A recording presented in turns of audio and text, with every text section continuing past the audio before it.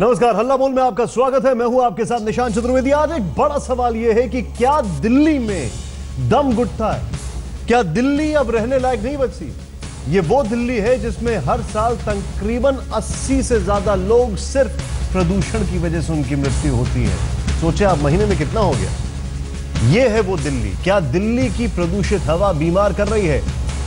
क्या दिल्ली में प्रदूषण रोकने पर गंभीर नहीं है सरकारें? यह एक बहुत बड़ा सवाल है। क्या दिल्ली में कमर्शियल वाहनों की एंट्री पर पाबंदी लगनी चाहिए? क्या दिल्ली में बढ़ते वाहनों की संख्या पर रोक लगनी चाहिए? क्या देश भर में बढ़ता प्रदूषण खतरे की घंटी है? ये एक ऐसे सवाल है जिनके जवाब तलाशने की आज ये हल्ला बोल कोशिश करेगा। और इस दिल्ली में जो प्रदूषण बढ़ रहा है, क्या उसके लिए हम खुद जिम्मेदार नहीं है? हमारा लालच, हमारा सामाजिक स्टेटस, क्या ये जिम्मेदार नहीं है? क्यों? क्योंकि जो लोकल दिल्ली के व्हीकल्स हैं, जो लोकल दिल्ली के जो दिल्ली में जो चलते हैं व्हीकल्स, वो करीब 62% प्रदूषण कर रहे हैं। क्या दिल्ली की हवा इस कदर प्रदूषित हो चुकी है कि यहां सांस लेना खतरे से खाली नहीं है? WHO ने 1.5 साल पहले ही दिल्ली को सबसे प्रदूषित शहर घोषित कर दिया था, लेकिन तब से लेकर अब देश की राजधानी की आबो हवा को बेहतर बनाने की दिशा में कोई ठोस कदम तो नहीं उठाया गया। और यही अब देश की सबसे बड़ी अदालत की चिंता है। देश की राजधानी दिल्ली, दिल वालों का ये शहर दिल से बीमार है, क्योंकि जिस हवा में ये सांस लेता है वो सांस लेने लायक नहीं। उसमें घुले जहर की मात्रा दिनों दिन बढ़ती जा रही है। लिहाजा दिल्ली को दुरुस्त रखने के लिए कड़े कदम उठाने की दरकार है। देश के जाने माने वकील हरीश साल्वे की एक अर्जी पर सुनवाई करते हुए सुप्रीम कोर्ट ने केंद्र सरकार और दिल्ली सरकार से 2 दिन में जवाब देने को कहा है। हरीश साल्वे की अर्जी में मांग की गई है कि सुप्रीम कोर्ट केंद्र सरकार, दिल्ली सरकार और MCD को निर्देश दे कि दिल्ली में आने वाली हल्की कमर्शियल गाड़ियों से टोल के अलावा कम से कम 600 रुपए और भारी कमर्शियल गाड़ियों से कम 1200 रुपए प्रदूषण हर्जाना कर के रूप में लें। 1 दिसंबर 2015 से दिल्ली में सभी toll connection radio frequency identification system से किया जाए। काफ़ी ऐसी ट्रक हैं जो दिल्ली शहर में उनको आने की ज़रूरत नहीं है, उनके पास विकल्प हैं, मगर विकल्प इसलिए नहीं इस्तेमाल करते क्योंकि दिल्ली शहर से आने में वो सस्ता पड़ता है। तो अगर आप इतना टैक्स लगाएं कि वो विकल्प इस्तेमाल करें, उससे प्रदूषण कम हो। साल्वे ने अपनी अर्जी में कहा है कि आने वाली सर्दी में दिल्ली के वरिष्ठ नागरिकों और बच्चों को खास तौर पर बड़ी मुश्किलों का सामना करना पड़ सकता है, क्योंकि यहाँ की हवा में सस्पेंडेड पार्टिकुलेट मैटर और नाइट्रोजन डाइऑक्साइड की मात्रा खतरनाक स्तर तक बढ़ गई है। साल्वे ने अपनी बेटी की मिसाल देते हुए कहा कि इस मौसम में जब स्मॉग होता है उसे मास्क लगाना पड़ता है, जबकि मुख्य न्यायाधीश HL दत्तू ने अपने पोते का उदाहरण दिया कि उसे भी मास्क लगाना पड़ता है। अर्जी में दिल्ली में खराब होती हवा के लिए हर रोज दाखिल होने वाली 22,628 कमर्शियल गाड़ियों को जिम्मेदार ठहराया गया है। अर्जी में यह भी कहा गया है कि MCD के ये आंकड़े गलत हैं, क्योंकि एक प्राइवेट सर्वे के मुताबिक हर रोज दिल्ली में 33,588 कमर्शियल गाड़ियां दाखिल होती हैं, यानी बाकी की गाड़ियां बगैर टोल दिए दिल्ली में दाखिल हो रही हैं। अगर इनसे पर्यावरण टैक्स वसूला जाएगा तो इस रकम से दिल्ली में पर्यावरण को बेहतर बनाने के लिए कई कदम उठाए जा सकते हैं। मामले की सुनवाई कर रहे मुख्य न्यायाधीश की बेंच ने भी माना कि ये मामला बेहद गंभीर है, इसीलिए केंद्र सरकार और दिल्ली सरकार को जल्द ही जवाब देने के लिए कहा है। आने वाले गुरुवार को इस मामले पर अगली सुनवाई होगी। कैमरामैन प्रवीर विश्वास के साथ अहमद अजीम, दिल्ली आज तक। सीधे चलते हमारे साथ हमारे खास मेहमान जुड़ चुके हैं। सबसे पहले मैं यहां पर आपको बताना चाहूंगा, सुनीता नारायण हमारे साथ हैं, director centre for science and environment. स्वागत है आपका। हमारे साथ सौरभ भारद्वाज हैं, आम आदमी पार्टी से हैं, MLA हैं। इनकी सरकार का एक बहुत बड़ा रोल होगा अगर दिल्ली को एक साफ हवा में सांस लेनी है। हमारे साथ विजेंद्र गुप्ता जी हैं, MLA बीजेपी के और लीडर ऑफ ऑपोजिशन हैं, आपका भी स्वागत है। हमारे साथ रागनी नायक, स्पोक्स पर्सन कांग्रेस की हैं, आपका भी स्वागत है। और हमारे साथ डॉक्टर भरत गोपाल जो कि HOD है, respiratory medicine Maharaja Agrasen hospital के। इस पूरे डिस्कशन को आज मैं शुरू करता हूं सबसे पहले सुनीता नारायण जी से। सुनीता नारायण जी, आपकी शोध क्या कहता है? आपकी जो सेंटर फॉर साइंस और एनवायरनमेंट है उसका शोध क्या कहता है? दिल्ली में इस प्रदूषण के लिए जिम्मेदार कौन है और कितना? देखिए, हम सब जानते हैं कि दिल्ली की जो हवा है वो बहुत ही ज़्यादा दुरुस्त हो चुकी है। हम ये भी जानते हैं कि हर साल बुरी होती जा रही है और इसके लिए बढ़ती हुई गाड़ियों की संख्या और उसके अंदर ट्रक जो दिल्ली के अंदर जो आते हैं ट्रक, उसके कारण प्रदूषण बढ़ रहा है। अब बहुत चीज़ें करनी है, मगर उसमें एक मुद्दा रहा है कि ट्रक के प्रदूषण से हम कैसे जूझें। 10 साल पहले सुप्रीम कोर्ट ने ऑर्डर दिया था कि दिल्ली के अंदर बाईपास बनाना है जिससे ट्रक को दिल्ली नहीं आना पड़े, मगर वो बाईपास नहीं बना, आज तक नहीं बना और अब भी ये बात हो रही है 2 साल और लगेंगे। तो दिल्ली के अंदर अब फिर से सर्दियां आएंगी, फिर से प्रदूषण बढ़ेगा। इसीलिए हमने ये अध्ययन किया कि कितनी ट्रक्स आ रही हैं दिल्ली में, उनसे कितना प्रदूषण होता है और उसके लिए उपाय क्या है। 3 चीज़ें निकल के आई। एक, जैसे आपने कहा कि संख्या बहुत ज़्यादा है, 50,000 के करीब है हमारे अध्ययन से, जहां एमसीडी कहता है 30,000 है। तो एक तो अगर ज़्यादा ट्रक आती हैं उससे प्रदूषण भी है।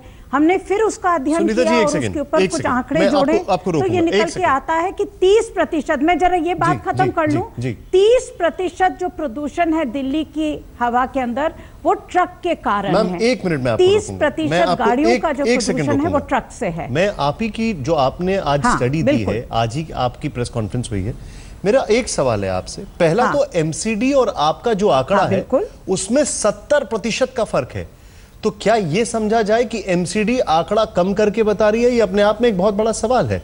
क्यों? क्योंकि एक लॉ एनफोर्सिंग एजेंसी है एमसीडी, अगर गलत नहीं हो तो। मैं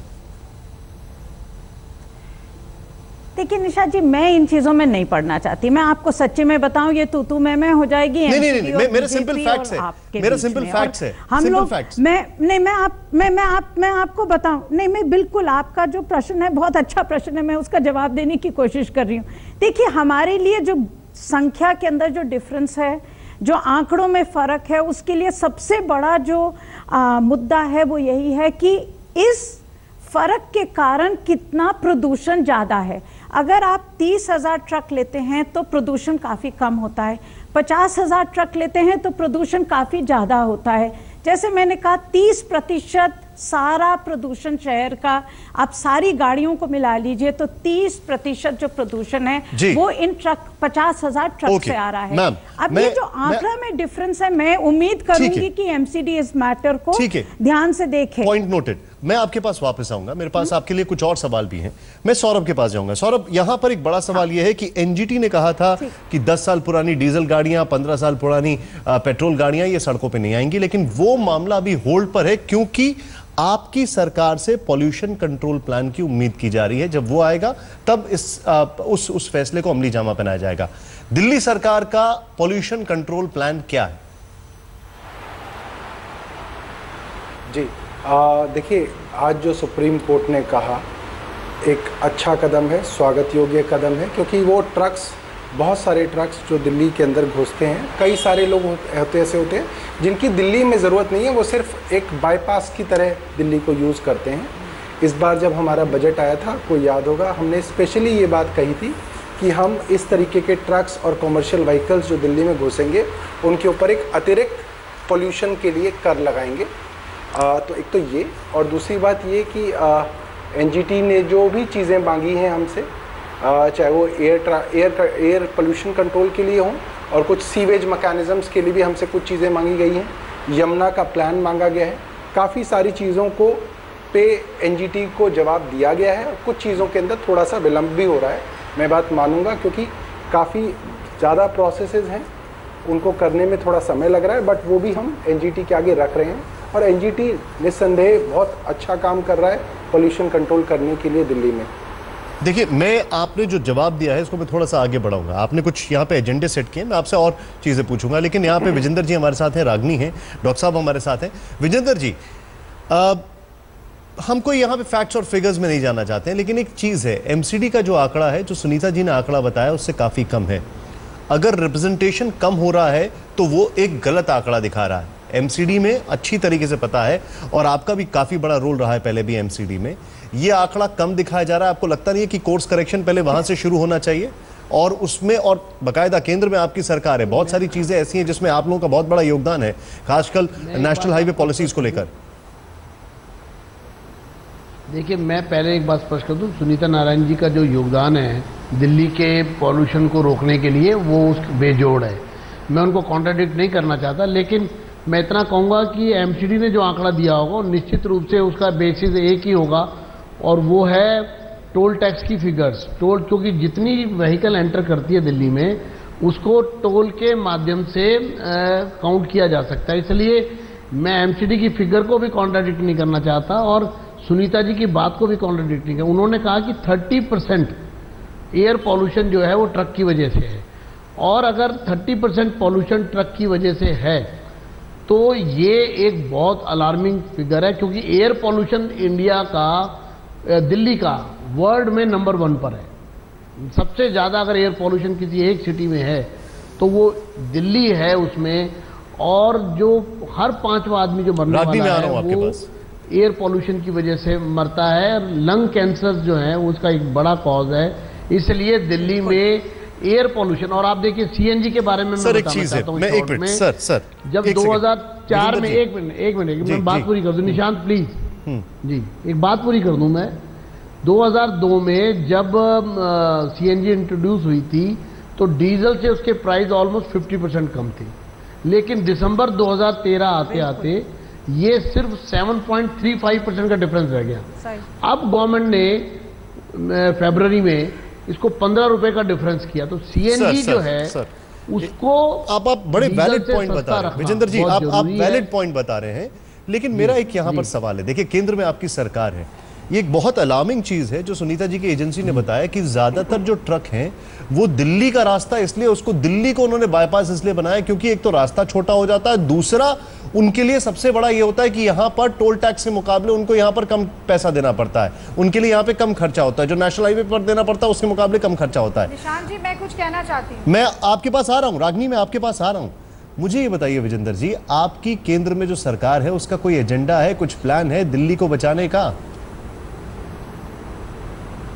निश्चित रूप से मैं ये साफ रूप से कहूँगा कि अभी सीएनजी के जो कीमतों में डिफरेंस हुआ है केंद्र की सरकार के द्वारा, जो पीछे बिल्कुल ख़त्म कर दिया गया था और 15 रुपये सीएनजी सस्ती की गई है डीजल से, उसका मुख्य कारण ही ये है कि जो सीएनजी का जो एक एनहांसमेंट है या उसको जो एनकरेज करना है व्हीकल्स को, वो करने की ज़रूरत है। दूसरा, ये बहुत ज़रूरी है दिल्ली के पेरिफेरल की रोड को पूरा करना, वो नहीं हो रही है। इस पे स्टेट गवर्नमेंट को भी और सेंट्रल गवर्नमेंट को भी, दोनों को मिलकर ये एक बड़ा वैलिड डिस्कशन चल रहा है। रागनी, मैं आपको थोड़ा सा इंतजार और करा रहा हूँ, मैं आ रहा हूँ सर आपके पास। सब चीजें जो हैं, ठीक है, पॉइंट नोटेड। रागनी, मैं आपको थोड़ा सा इंतजार और करा रहा हूँ, मैं एक छोटे से ब्रेक के बाद आपके पास आ रहा हूँ। अपने दर्शकों को यहाँ पर एक फैक्ट बताना चाह रहे हैं हम। हिंदुस्तान में 6,45,000 मौतें हर साल सिर्फ एयर पोल्यूशन की वजह से होती है। चीन के बाद ये नंबर 2 पर है हमारा देश। वापस लौट रहे हैं, बड़ा सवाल यह है कि क्या इसके लिए हम खुद जिम्मेदार नहीं हैं? रागनी से ये सवाल जानना चाहेंगे क्योंकि दिल्ली में और केंद्र में इनकी सरकार थी काफी लंबे समय तक, कुछ पॉलिसीज बन सकती थी, क्या नहीं बन पाएंगे? ब्रेक के बाद रागनी इस वक्त हमारे साथ है, हमारे साथ हमारे खास मेहमान है। रागनी, एक चीज है यहाँ पर, काफी समय तक आपकी सरकार थी दिल्ली में भी और केंद्र में भी, ये सवाल बड़ा वाजिब है, मैं आपसे जानना चाहता हूं। जैसे सिंगापुर में एक पॉलिसी है, वो ये है कि रोड पे वहां पर जो रजिस्ट्रेशन वो इतना ज्यादा है कि जो व्हीकल्स है वो बहुत कम है। क्यों? यहां पर हम 30% बात कर रहे हैं ट्रक्स की, लेकिन हम वो 60%, 62% जो दिल्ली के अपने व्हीकल्स हैं उनकी बात नहीं कर रहे हैं। उनको कम करने के लिए क्या किया जाए? क्या आपको लगता नहीं है कि एक अच्छी पब्लिक ट्रांसपोर्ट सिस्टम है उसकी भी कमी रह गई? निशांत, देखिए, आज दिल्ली की हवा में जो व्यक्ति सांस ले रहा है वो दूषित ही नहीं, एक जहरीली हवा में सांस ले रहा है। 2.5 pm पार्टिकुलेट मैटर का मतलब है कि एनुअली परमिसिबल लिमिट जो है उससे करीब 15 गुना ज्यादा विषाक्त दिल्ली की हवा है। ये बात सब लोग मानेंगे। अब आपने जो सवाल पूछे उस पर आती हूँ। समय के हिसाब से नीति निर्धारण होता है। आप ये बात भी मानेंगे कि दिल्ली में क्लीन फ्यूल रेवोल्यूशन जो सीएनजी ट्रांसफॉर्मेशन हुई वो दिल्ली में कांग्रेस की सरकार ही लेके आई। जिसके चलते आज 1 करोड़ से ज्यादा सीएनजी व्हीकल्स का इस्तेमाल दिल्ली में हो रहा है। मैं इसको नहीं मानूंगा। आप ये भी मानेंगे कि 2% ग्रीन कवर मैं नहीं मानूंगा आपकी बात। 28 जुलाई 1998 को सुप्रीम कोर्ट का निर्देश था ये। पूरा तो करने दीजिए जी। आपने मुझे समय नहीं दिया। चलिए बताइए। सब लोग बोल रहे हैं, इस तरह तो डिबेट नहीं हो सकता। बताइए। आप समय देंगे तो मैं बोलूंगी, वरना नहीं मैम, आप मुझसे बोल रही हैं कि मैं ये मानूंगा कि रेवोल्यूशन आप लेके आई हैं, वो सुप्रीम कोर्ट ने कहा है निर्देश, और वो अमली जामा पहनाना पड़ा। आप सवाल पूछिए, पर मुझे बताइए। बोलने तो दीजिए। बोलिए। मेरे बोलने से पहले ही आप सवाल पूछेंगे तो मेरा जवाब कहां से आएगा? चलिए आप बताइए।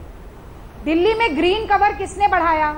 20,000 पार्क और गार्डन किसने बनाए? 2 बायोडाइवर्सिटी पार्क किसने बनाए? दिल्ली में 5 रिज एरिया जो है वो किसके वजह से फले फूले? आज तो जो केजरीवाल और मोदी सरकार है वो हमारे लगाए हुए पौधों में पानी भी नहीं डाल पाई एक बार।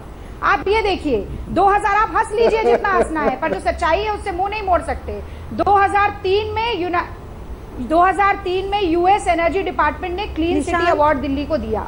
2011 में यूनाइटेड नेशंस ने क्लीन सिटी अवार्ड दिल्ली को दिया, और दिल्ली में कांग्रेस सरकार के जाते ही clean city most polluted city बन जाती है, जो गार्बेज कैपिटल बन जाती है। तो कुछ तो हुआ होगा। अब मुझे ये बताइए कि सुप्रीम कोर्ट को अगर बीच में आकर मोदी सरकार। मैम मैं आपको रोक रहा हूं यहां पर बीच में, क्योंकि आपने एक तो मेरे सवाल का अभी तक जवाब नहीं आया। मैं आपके पास वापस आ रहा हूं, लेकिन आपको ये करेक्ट करना चाहूंगा फैक्चुअली। 1998 28 जुलाई को सुप्रीम कोर्ट ने ये कहा था, बकायदा ईपीसीए जो है उसके बाद एनवायरमेंटल पॉल्यूशन कंट्रोल अथॉरिटी के बाद ये सीएनजी और बहुत सारी चीजें हुई थी। एकाएक हर चीज का क्रेडिट नहीं लेना चाहिए। मैं आपके पास वापस आ रहा हूं। सुनीता जी आपके पास भी, और डॉक्टर साहब से जानना चाहेंगे हम बहुत महत्वपूर्ण चीजें लोगों के लिए। ब्रेक।